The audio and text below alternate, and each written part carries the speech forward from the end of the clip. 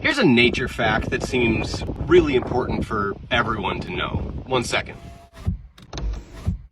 You can get poison ivy in your lungs! Didn't think the neighbors needed to hear that. Though I'd bet they'd like to know. I was reading a biography of Townes Van Zandt, and it was just a 1 or 2 sentence anecdote, but apparently when he was a young teenager, he was at his uncle's ranch, and they were burning away some brush. He breathed in some of the smoke, and then he was in bed with poison ivy in his lungs for 2 weeks, wearing gloves and strapped down because he got it inside his mouth and down his throat too. I just finished a walk around Lake Harriet, and every person who passed by, I wanted to interrupt him and be like, do you know you can get poison ivy in your lungs? I was like a annoying evangelist. Well, I mean, I didn't do it, but I felt like being an annoying evangelist for the gospel of don't breathe poison ivy smoke.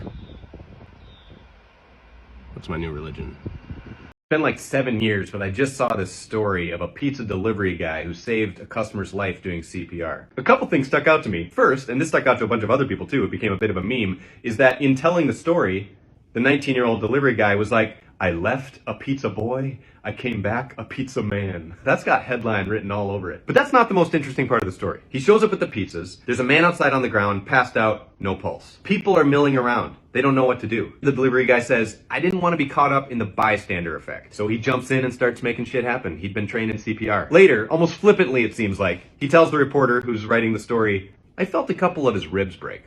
He's gonna be sore tomorrow. This guy is kind of motivating, but an interesting blend of a willingness to do whatever it takes in an urgent situation, and also an almost offensively casual perspective on the whole thing.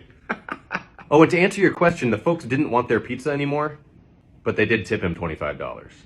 7 words you might not know are portmanteaus. Portmanteaus are words made out of blending other words together. Like brunch is breakfast plus lunch. Like emoticon is emotion plus icon. Like master dating is... I think you get the idea. Okay, 7 words you might not know are portmanteaus. Smog equals smoke plus fog. Velcro equals velvet plus crochet. Crochet means hook in French. Spam, spiced ham. Ampersand, and, per se, and. I still don't get that one. Dumbfounded equals dumb plus confounded. Twerk is twist plus jerk, probably. Popsicle. Okay, this one requires a bit of a backstory. Frank Epperson invented popsicles in 1923 and called them Epsicles, but his kids wouldn't stop calling them popsicle. Pops plus icicle. A year after she died, Agatha Christie saved a little girl's life, and the story only gets more riveting from there. In 1977, a toddler from Qatar came to London for emergency medical help. She was in an ongoing state of semi-consciousness and getting worse. Doctors had tried everything. And then her hair started falling out. That's when her nurse, Marcia Maitland, made an unlikely connection. She was reading Agatha Christie's The Pale Horse and recognized the girl's symptoms in the victims from that novel. And how are these hapless souls being terminated? Thallium poisoning. She immediately passed this surprising possibility on to the doctors. We were at the state where almost any suggestions were welcome. Dr. Dubowitz, the physician in charge, later said. Thallium being more common in crime than medicine, the medical team went to Scotland Yard for help finding a lab that could run the tests. The police also introduced them to their thallium expert so they could get fully caught up on the known effects of this poison. And who was the expert? A convict at nearby Wormwood Scrubs jail whose expertise was derived from having experimented with thallium on his pet rabbits. Oh, and also his family and coworkers. With the lab results coming back positive and the detailed notes from the inmate, the team had what they needed. The antidote, it turns out, is Prussian blue, a chemical listed on the World Health Organization's list of essential medicines for its effectiveness against some heavy metal poisoning. But it's more famous as the first synthetic paint pigment and can be seen, for example, in Starry Night and The Great Wave. After 4 months of recuperation, the girl went home in full health. Presumably, she's nearing 50 today, and all thanks to Agatha Christie, a highly alert mystery fan of a nurse, a scientifically minded psychopath, and one of Van Gogh's favorite paint colors. Hey, thanks for watching. Come along if you feel like it. The absolute sexual drama I found in the dictionary this morning. I was looking up pseudo-intellectual to see if it's typically hyphenated or not, and as I'm typing P-S-E-U-D, my dictionary is continually guessing what word I want. And there pops up on the screen, pseudo-copulation. Fake sex? Okay, I thought I was looking up pseudo-intellectual, but I've been redirected by the vocab gods. Pseudo-copulation. Yes, fake sex. Or more precisely, quote, attempted copulation by a male insect with a flower, especially an orchid, that resembles the female, carrying pollen to it in the process. There are orchids that have evolved to arouse male bugs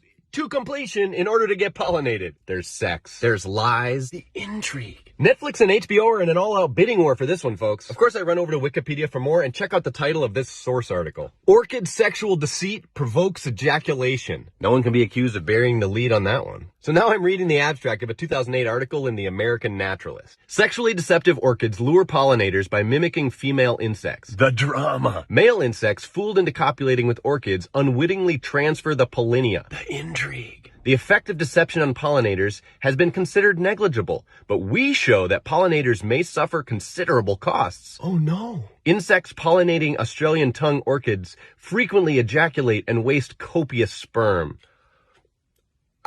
Anyway, thanks for watching. Come along if you feel like it, though I'm not sure why you would after this one. You know those jelly bean variety packs that are both nice and disgusting flavors? Like Bean Boozled or that Harry Potter one? Well, when Jelly Belly was first developing these, they wanted to make a pizza bean. They tried and they tried and they couldn't. Attempt after attempt was rejected by our taste testers because the cheese flavor of the pizza was not palatable. Side note, real people have to taste test these, even the nasty ones. When they were making the rotten egg bean, the CEO and the chairman of the board both tried it and sent it back. It wasn't rotten eggy enough. But I'm getting sidetracked, back to pizza. So at this point they've given up on a pizza jelly bean. But later, in the spirit of making lemonade, when all you have is lemons, they were working on the vomit bean. And one of the food scientists was like, why don't we just use the pizza bean? And with a few adjustments, that's exactly what they did. So if you're ever consuming these delectable morsels and you come upon the barf option, perhaps it'll enhance your culinary experience to know that it used to be cheese. Did you know that the hashtag comes directly from messy handwriting? It's true. The shape originated with writers who just couldn't be bothered to write more neatly and so inadvertently invented a new symbol instead. I'll show you. Raise your hand if you used phones before the internet. So you know that before it was a hashtag, it was a pound sign. But why? Here's the fun part. Because it's a bastardization of LB. LB entered English as an abbreviation for pound in the 1300s. It's short for libra, which was the Roman term for the same weight. In addition to shortening the word to 2 letters, they added a line through the middle, which was a way to indicate a contraction back then. But in quick handwriting, it looked like this. Here's an actual example from Isaac Newton. And then over time, it evolved, or devolved if you're a punctilious penmanship purist, into this. And there you have it, the pound sign. Those 4 lines are an L and a B. How did all of this become today's ubiquitous hashtag? That's for another video.